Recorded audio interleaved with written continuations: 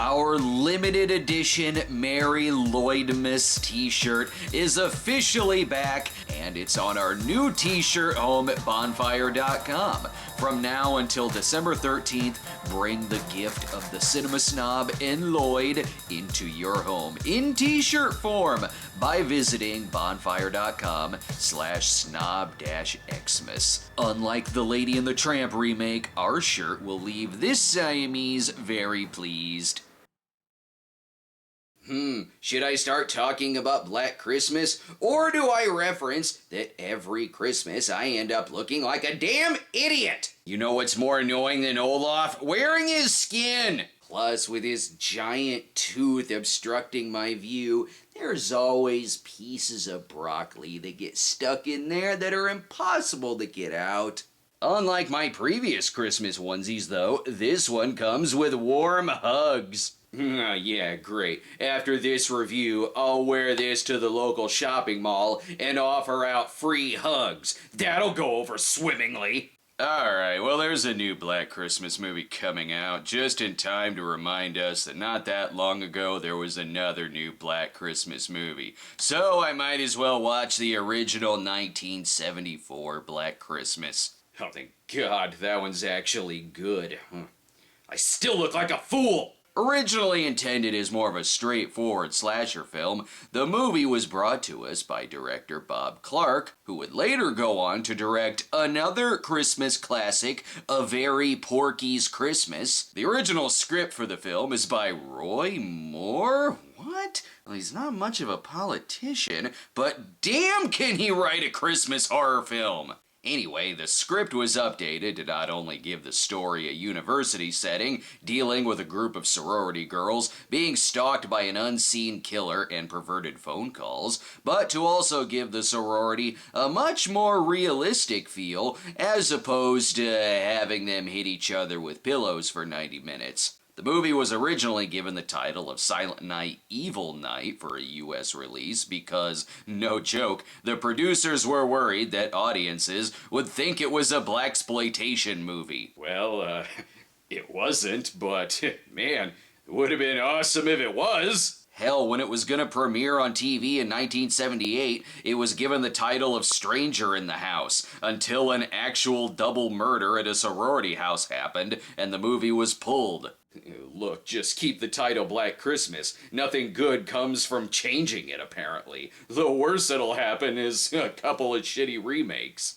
This cult classic features names behind and in front of the camera. There's Lois Amityville, Norma Bates, The Year 2001, a Nightmare on Elm Street reference, and a Michael Rappaport prototype. This movie truly begins where the ending credits to A Christmas Story leave off. Despite the good reviews the movie has, it's leaving me very angry because I'm being reminded of To All a Good Night and Sorority House Massacre. And I haven't even reviewed Sorority House Massacre. Should probably get on that at some point. College parties never go wrong in these movies.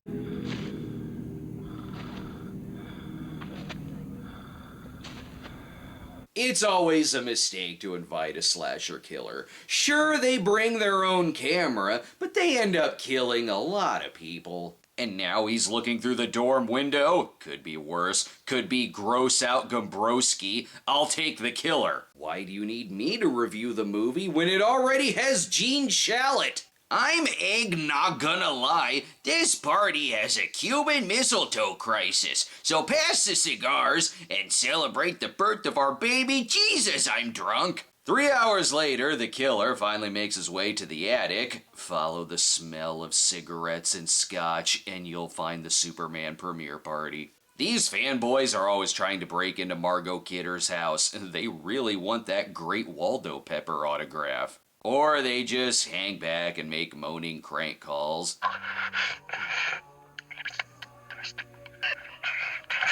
He does this every night. We think he's making love to a toaster. Who could this be?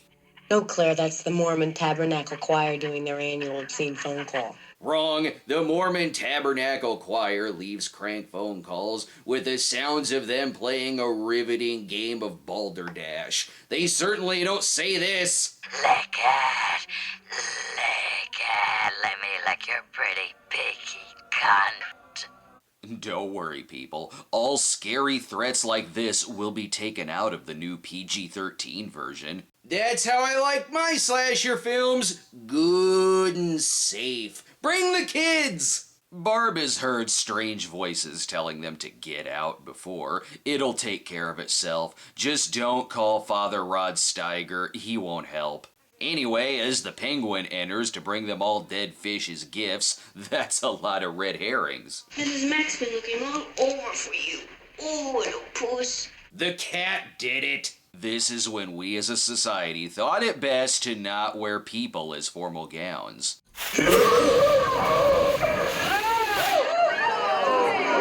Because they end up killing you with cutaways. Save some of the rest for us, Barb. We've only had 2 whole bottles of whiskey to ourselves. Just get to the reveal that this is Zac Efron going method playing Ted Bundy again. I don't know about this house. There you are. I think this sorority house is the last place you would need to hide booze. At this point, I think the killer himself is just a walking bottle of Jack Daniels. Now it's Rhea Perlman's turn to answer the phone call.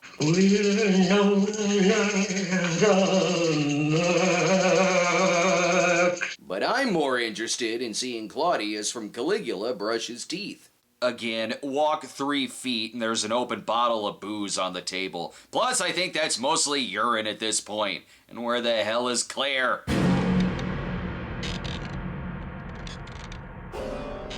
That's when they learn that autoerotic asphyxiation is really more of a frat brother thing. Unfortunately, Claire's dad is in town when he isn't doubling as the scientist from The Hand of Pleasure. He's looking for his daughter, but this dude has long enough hair. He can be Claire for the day. Sorry, bro. I heard she's at the house with Gene Shalit as Santa. Ho, ho, ho, shit. Gene doesn't put as much work into his puns during the holidays. Dad is mostly shocked that Widow Granny from Looney Tunes used to be one of the house mothers. Mrs. Mack here has no idea that the girl switched her booze with maple syrup months ago. This is just a sugar rush she's on now. Hell, I think even the picture may be a red herring. That dead kid is definitely haunting something in this world. As if you'd need that in this house. God damn it, Claude, you little prick! Claire's dad, are you the killer? Claire, meanwhile, still hasn't climaxed yet, and Jess interrupts Keir Dulay's Peter during his Dave Clark 5 audition. I'm pregnant. Jess, that's fantastic. I don't want it. You don't want it? Didn't you see the movie made by the drunkest, rapiest frat brother in the school? Abortion is wrong. Considering this movie was released only a year after Roe v. Wade, that makes this a fairly provocative horror film for the time. Keir did a little too good of a job opening the pod bay doors. Thank God, the crank caller is a lot less awkward. What your mother and I must know is... Bella! This was before the New York Ripper really perfected his quacking voice. I'm sure the police will help. Well, what the hell are you planning to do about it? You. Shut up. Well, best take it up with the Greek Council and let the Homecoming Carnival decide what to do with the caller. Wait, are you the crank caller? It's, Fellatio 20880. Great, now thanks to this erection I have, I definitely can't go to the mall afterwards. Warm hugs, more like bad hugs. Claire's boyfriend Chris can help, but after this goal. Peter, however, is Malcolm McDowelling the hell out of this audition. Sorry, but we just don't think you're right to play Peter Noon in the Herman's Hermit story. Let's get a real cop in here. Sorry, ma'am, I only investigate dream crimes. While investigating another missing girl named Janice, Chris demands that they also look for Claire. Look, I came down here in such a rush that I grabbed Claire's coat by mistake, but I assure you I'm really mad. At least someone is back cheering up Dad. There's a certain species of turtle that can screw for 3 days without stopping. Then they lit a match in front of Barb's mouth and the house exploded and they all died. I take it the audition went well. Sure, Peter could be the killer, or he's just angry the judges told him he doesn't look enough like a 70s throw pillow. Everyone combs the park looking for Janice and Claire, and if you have time, please keep an eye out for my keys. This is all really just a cover so you can all help me find my keys. On the plus side, they've captured the killer from the Toolbox murders. This killer, however, realizes it was a mistake to douse the house with tuna juice. Mrs. Mack looks for the cat and that there may be a whole wild turkey in the attic.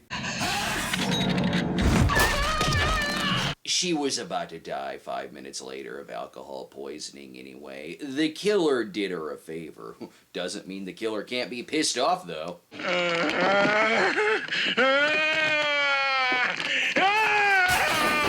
He waited too long. He killed her after she officially drank all the booze in the house. Now all that's left is diet root beer. As their instant shanty town is interrupted, the body of Janice is found. This is not the time for a phew, glad that's not my kid. But it is time for another phone call. Hello? Oh, it's just Annie chewing on her gum again. Really only 25% of the time is it the killer. Now they have Mrs. Mack to look for, because unfortunately the new Mrs. Mack is even drunker than the original. And there may be a creeper in the house. Peter, Jesus, you scared the hell out of me. Let's face it, even if Peter or anyone else here isn't the killer, they have still definitely killed at least one person in their life. The officer is on his 10th. Calm yourself, woman, you're being hysterical. But let's get to the real suspense. I'm quitting the conservatory and we're getting married. We'll see what happens to the biggest fan of the movie Voiceless after the break.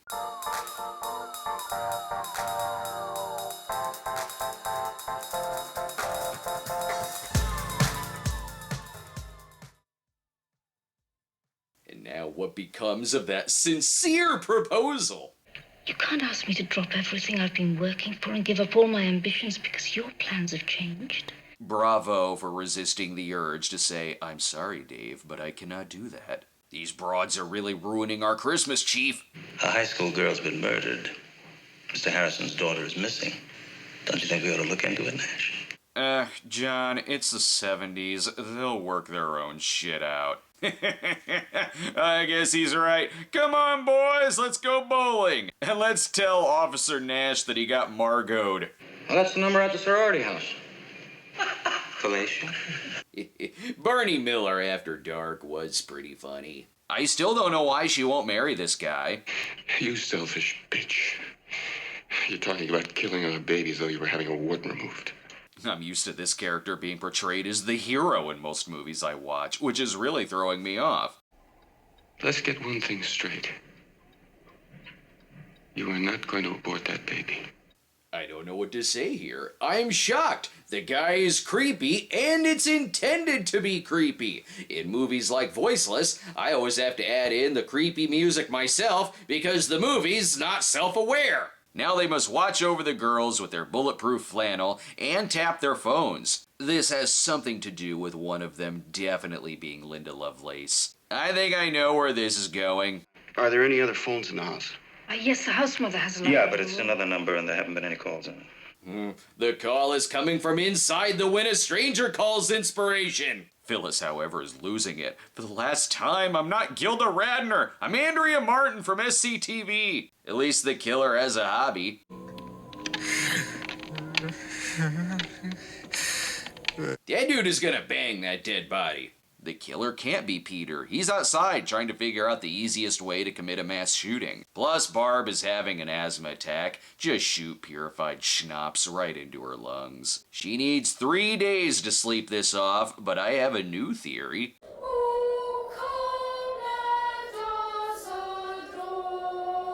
Great. The kids from Devil Times 5 are the killers. Should have seen that coming. Though he figures out a cure for a hangover, a unicorn horn right into the head. That's what a hangover feels like anyway. wait, those eyes. I know who it is. Those are some David Hess eyes. He's mad he was stuck directing To All a Good Night and not this much superior Dead Sorority Girl movie. This is where the killer reveals that he's very nosy. Just like having a wart removed. With this editing, the call is coming from inside the Discovery One. There's more important things than the dead girls, though. The Bumpuses shot a cop in the ass when he spooked their dogs. Meanwhile, Franco Zeffirelli calls to give her a more messed up love story than Romeo and Juliet. Jess, we can't kill the baby. Please, Jess, we can't kill the baby. Look, Peter, it's important that we get rid of the baby. It stops the director from making baby geniuses. It doesn't help in finding the killer that everyone in this town seems to lurk outside the girl's window. What do you want? Well, we wondered if you'd seen anything peculiar tonight. Yeah, just a couple of strangers being peeping Toms. They may actually be safer outside, or not. Barb, are you awake? Unrelated. She's just being visited by 3 Christmas ghosts. She'll be back at the end and much happier. Hey, wait a minute. These calls are coming from inside the house on Sorority Row. You pig. You fat pig. Told you the cat did it. Plus, they found another dead body, this time a butchered cover of Piano Man. And yes, the calls are coming from inside the house. He says the calls are coming from number 6 Belmont Street. Nah, she got it wrong. That's where the calls are going into. That's where they're coming from too, sir. That's not the line. To make things worse, their protector choked on a holiday ham sandwich. Jess is asked to calmly leave the house, or just stay inside. It is really cold out. The caller is in the house. The calls are coming from the house. Close enough. I'm really glad the newer Black Christmas movies made the bold move of taking out that pesky suspense. Bill! Please answer me!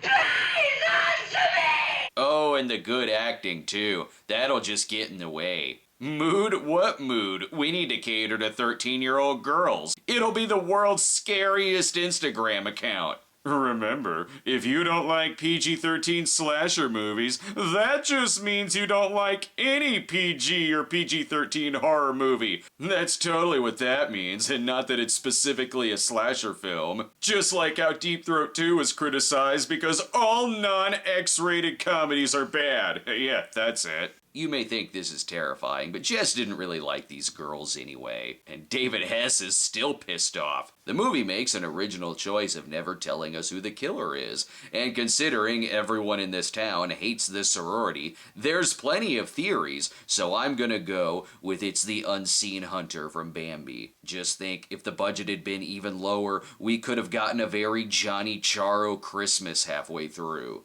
Even Peter looking through the window and asking to help seems terrifying. Good God, it's a good thing the sorority houses started installing bulletproof windows after 1974. She needs help. Dennis Yost of the Classics 4 broke into her basement. Let's face it though, it really is the best that someone finally did something about Peter. So much for Dave returning in 2010. That solves that mystery, but it is the wrong time to ask Jess to be his new daughter. Dad still has the worst timing.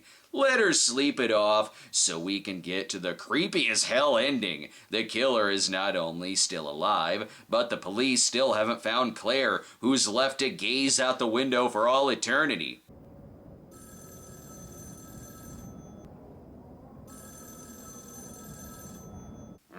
That's more quietly chilling than the weather, and I live in Chicago. Black Christmas was not only a very early entry into the slasher genre, but as you can see, it was also the inspiration for a number of movies that came after. We may not know who the killer is, but perhaps we can find the answer in When a Stranger Calls, Don't Answer the Phone, House on Sorority Row, Neighbors 2, Sorority Rising. It was even a big inspiration for John Carpenter's Halloween, which is why if they did do a sequel, it probably would have turned out the killer is also Jess's brother. Bob Clark is certainly versatile when it comes to Christmas movies, having directed one of the most beloved family Christmas films of all time, and one of the best Christmas-themed horror films, with enough sinister atmosphere and memorable characters to last through a few Christmas movies, just not these. Then again, maybe I'm just not being fair. I haven't seen the new Black Christmas yet. I'm sure it'll surprise us and be really, really good. The original film inspired Halloween. Maybe the new Black Christmas can inspire a witty promotional hashtag. Darling, you can't rape a townie.